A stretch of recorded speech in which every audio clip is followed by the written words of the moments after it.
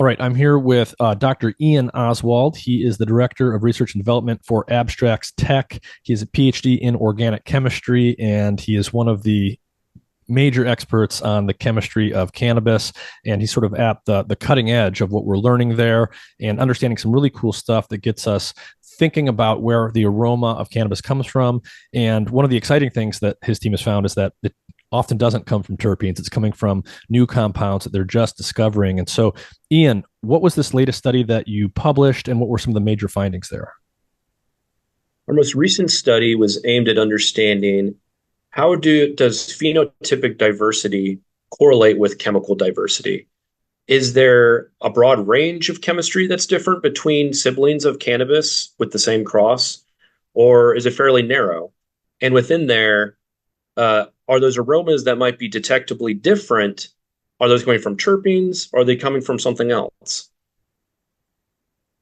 And so, you looked at genetically similar phenotypes of the same strain. So they have very similar genetics. They are processed in the same facility in the same way. A lot of those variables are controlled, but nonetheless, they had different aromas. What strain did you look at? How was the aroma different from one phenotype to the other? And then what did you actually find in terms of the chemistry there? So we looked at Starburst 36 from 710 Labs, and to your point, processed all the same conditions for growing. So those variables were taken care of. And really what we were interested in looking at was their rosin samples. These help us see really low concentration compounds that would be otherwise difficult to detect, such as in flour.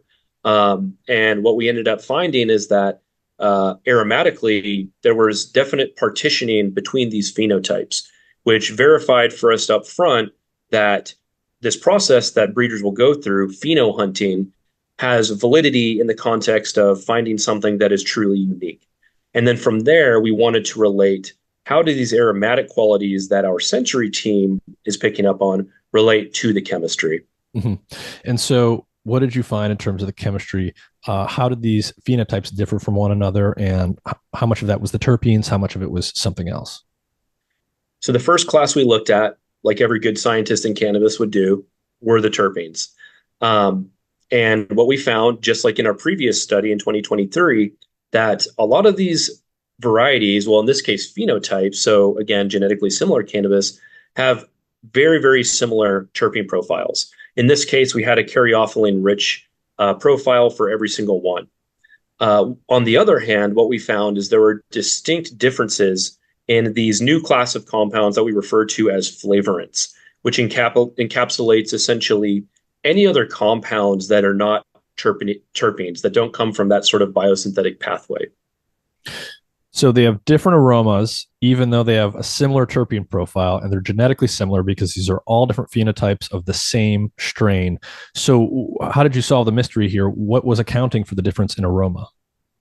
So the first thing that we noticed in the sensory data was that a good two of the varieties ended up having an overrepresentation of the aromatic notes that were considered citrus, tropical, very heavy, kind of sweet exotic or fruity exotic sort of notes. The other ones were ranked much lower. And so our previous work had shown that those citrus notes actually don't come from limonene, which a lot of people might suspect, but they come from a new class of volatile sulfur compounds that we refer to as tropicana sulfur compounds because they have these tropical nuances. And so they're in very low concentration, but they can still come through very, very potently. And what we found is in one cluster, essentially two of the five phenotypes we measured, they were in much higher concentration, which correlated with the aroma data that we had that showed that they had these tenacious citrus and sort of tropical aromas. Mm-hmm. And so, if the aroma is not coming from the terpenes, what do these findings mean for consumers and people in the industry that are often thinking about the aroma and the categorization of cannabis products through the lens of terpene profiles?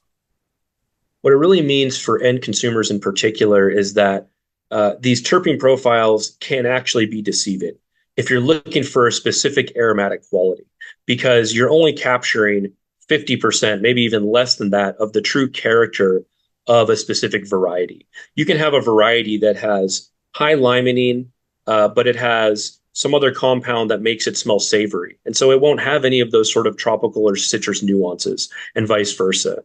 So I think for consumers, it's important to understand that terpenes are not the end all be all when it comes to the aroma of cannabis. And so, what do you think is next in terms of unraveling the chemical personality of strains and communicating that information to a broader audience?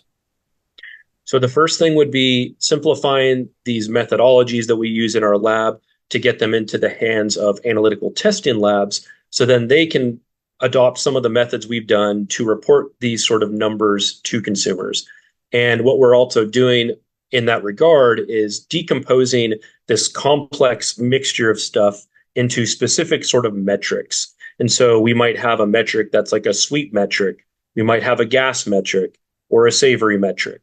And the point being is that because we know of the chemistry now, we can create standardized sort of numerical systems that will help guide people on a much deeper level than we do now. All right. Well, Dr. Iain Oswald, thank you for sharing your research, and I look forward to learning more as you guys publish even more. Cool. Thank you, Nick. Thanks for your time.